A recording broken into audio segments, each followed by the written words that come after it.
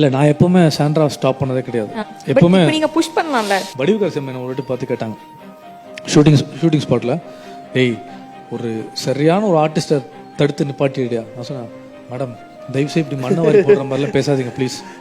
நான் லவ் பண்ணேன், கல்யாணம் பண்ண ஆசைப்பட்டேன். என்னைக்காவது ஒரு நாள் நான் வந்து சொன்னதே கிடையாது சாண்ட்ரா நடிக்கவே கூடாதுன்னு. சில சூழ்நிலை அப்படி மாறிடுச்சு சத்தியமா, வேற ஒன்றுமே கிடையாது.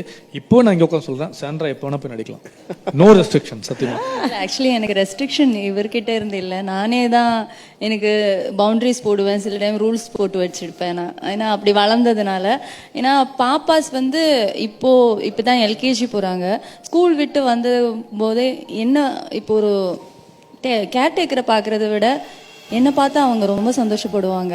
நான் ஊட்டி விட்டால் ரொம்ப சந்தோஷப்படுவாங்க. நான் குளிப்பாட்ட விட்டால் அது கரெக்டாக இருக்கும்னு எனக்கு தோணுது.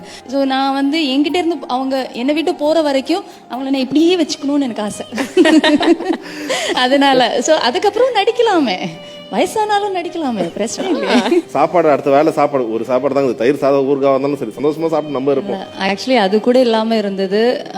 அது கூட நாங்கள் வெளியில் சொல்லவே இல்லை, பிரெட் வாங்கி நாங்கள் சாப்பிட்டுட்டு இருந்தோம். அப்புறம் ஒரு அண்ணா ஃபோன் பண்ணார், எங்களுக்கு தெரிஞ்ச அப்போலேருந்து நாங்கள் லவ் பண்ணுறதுலேருந்து அவர் ஹெல்ப் பண்ணிட்டு இருந்தார்.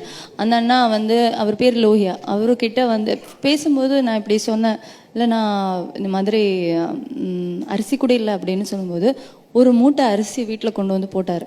இவரோட ஃப்ரெண்டு, அவர் எடிட்டராக இருந்தார் அவர் சன் மியூசிக்கில். ஸோ அதுதான் நாங்கள் பார்த்ததுலேயே பெரிய ஸ்ட்ரகிள்னு சொல்லலாம். SVC ஆதித்யரா மூவிஸ் தயாரிப்பில் சங்கர் இயக்கத்தில் ராம்சரண் நடிக்கும் கேம் சேஞ்சர் ஜனவரி 10 முதல்.